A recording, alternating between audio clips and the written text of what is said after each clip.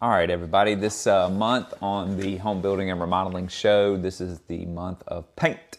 All you paint contractors can get excited because we're talking directly to you.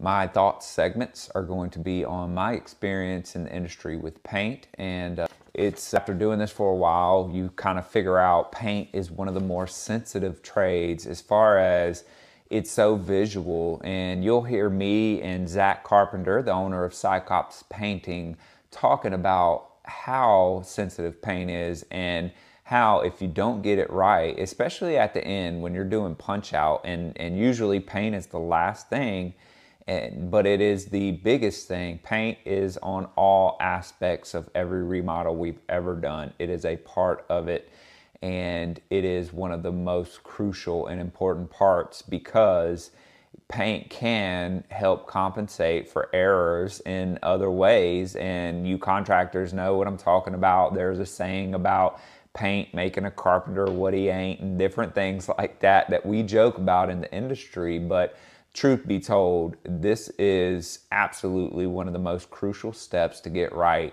because it is the most visual.